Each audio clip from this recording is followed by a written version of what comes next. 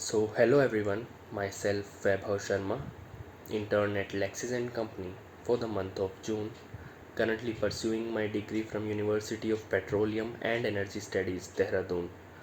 So, in yesterday's video, I have discussed about gift deed.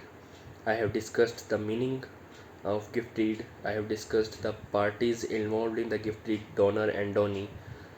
I have discussed whether the registration is required for a gift deed or not. I have discussed about immovable and movable properties, and I have answered the two questions that when a gift deed is said to be a complete gift deed, and whether a, or can a gift deed be revoked. So now today our topic is also related to gift deed, that stamp duty, regarding stamp duty and registration charges or registration fees. So let's discuss about registration charges and stamp duty.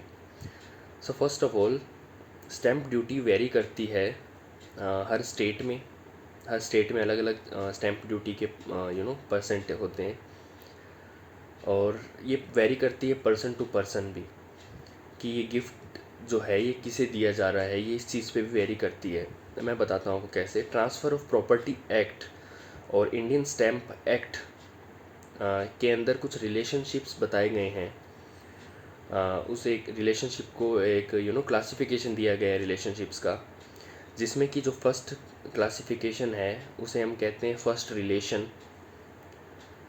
Second classification है उसे हम कहते हैं second relation, और third classification है उसे हम कहते हैं अदर रिलेशन। तो हम पहले बात करते हैं फर्स्ट रिलेशन की। तो फर्स्ट रिलेशन जो है उसके अंदर जो स्टैम्प ड्यूटी है वो सबसे लोएस्ट लगती है। अगर देखा जाए हर स्टेट का एक निकाल के देखा जाए तो स्टैम्प ड्यूटी सबसे कम लगती है फर्स्ट रिलेशन के अंदर। तो अब हम जानते हैं कि फर्स्ट रिलेशन के अंदर कौन कौन सी रिलेशनशिप्स आती है। तो सबसे पहला जो आता है वो है जब एक फादर गिफ्ट डीड करता है अपनी प्रॉपर्टी को उसके सन, उसके डॉटर, उसके ग्रैंड सन या फिर उसके ग्रैंड डॉटर को।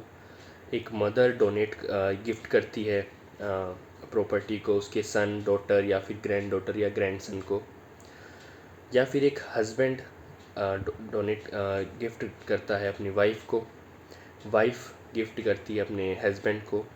फादर इन लॉ जब गिफ्ट करता है प्रॉपर्टी अपने डॉटर इन लॉ को, in case when the son is disease, जब बेटा मर गया होता है उस केस में अगर वो फादर इन लॉ है वो डॉटर इन लॉ को गिफ्ट करता है। Same in mother in law case भी, मदर इन लॉ जब गिफ्ट करती है अपने डॉटर इन लॉ को, उस केस में भी अगर जो सन है वो डिसीज़ हो।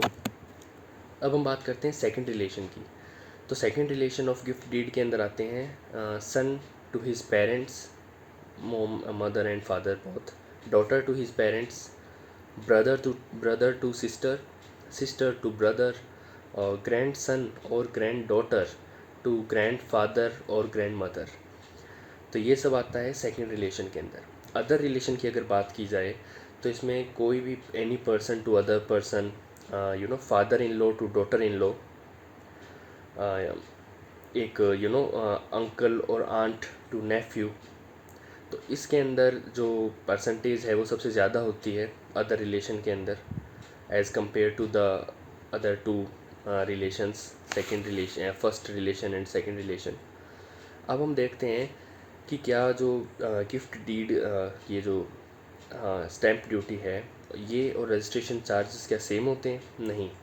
Stamp duty Indian stamp act के तहत बनाई जाती है, के तहत लागू की गई जाती है, और हर स्टेट के अंदर भी अपनी अपनी स्टैम्प ड्यूटी होती है। इनका एक एक्ट होता है, for example Maharashtra stamp act. और रजिस्ट्रेशन जो फ़ीस है, रजिस्ट्रेशन जो चार्जेस है वो रेगुलेट करता है रजिस्ट्रेशन एक्ट ऑफ 1908।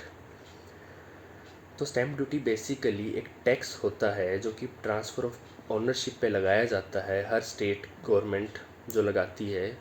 अगर एक गिफ्ट डीड के अंदर एक प्रॉपर्टी है वो ट्रांसफ़र हो रही है उसकी ownership from one person to another, तो उसके ऊपर कुछ चार्जेस लगाए जाते हैं, उसके ऊपर कुछ टैक्स लगाया जाता है, उसे हम स्टैम्प ड्यूटी कहते हैं। सेम रजिस्ट्रेशन फ़ीस, उसके अंदर डॉक्ट्रिन ऑफ सब रजिस्ट्रार के ऊपर के पास वो डॉक्यूमेंट्स जाते हैं, जो भी प्रॉपर्टी के डॉक्यूमेंट्स है उसका एक प्रोसेस चलता है। उस प्रोसेस को फैसिलिटेट करने के लिए एक रजिस्ट्रेशन फ़ीस देनी पड़ती है।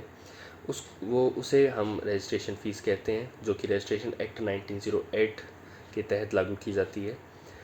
तो ये दोनों जब एक प्रॉपर्टी को, जब इमूवेबल प्रॉपर्टी एक डोनी को देता है, तो ये जब स्टैम्प ड्यूटी और रजिस्ट्रेशन चार्जेस लगने के बाद में जो पूरा प्रोसेस कंप्लीट हो जाता है, इसके बाद में हम ये कह सकते हैं कि एक जो गिफ्ट डीड है वो कंप्लीट गिफ्ट डीड हो गई है, एक कंप्लीट गिफ्ट डीड मानी गई है। So thank you so much. That's it for today. For more such videos, you can visit the LexClick channel on YouTube. Thank you so much.